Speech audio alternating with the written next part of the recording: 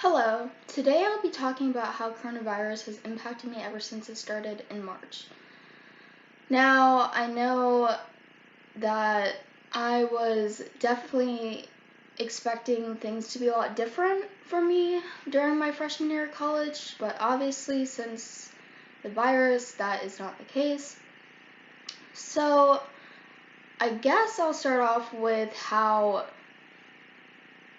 my mindset changed during all this, because honestly, when coronavirus started, I was still a senior in high school, and it was early March, and I remember sitting in the classroom with all the other students, and I remember the teacher walking in and was like, y'all are about to get shut down, everything's gonna change. And honestly, up to that point, I didn't really know much about the virus. I had heard about it, but I didn't think it would be this bad of things. And so all of the class was like, well, what do you mean we're gonna get shut down? What do you mean? We were all kind of freaking out.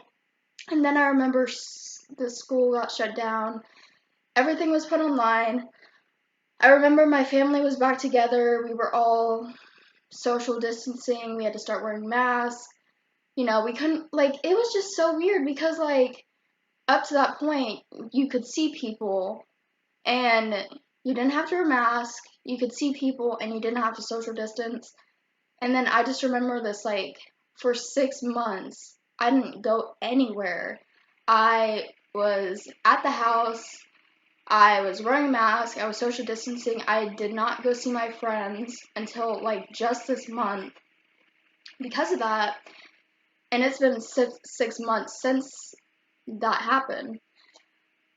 And honestly, I think the best advice that I could give you is just reach out to people, because honestly, you don't know what they're going through. And I know a lot of people who I barely talked to up till coronavirus started. They started reaching out. They're like, hey, are you fine? Are you fine? Do you want to talk about it? Are you okay? And honestly, just reach out to people, because of this virus, you don't know what people go through, and you don't know what people are going through. And the coronavirus can cause a lot of stress. I know for me, I got very stressed out in August because my dad got it, and I remember people were constantly reaching out. People were giving us food. There was a whole time where I couldn't focus on my mental health because I was so stressed out about my parents, my dad. And I just remember people who I haven't really spoken to in a long time. They just reached out. They're like, hey, if you need anything, we're here for you. And I really appreciated it.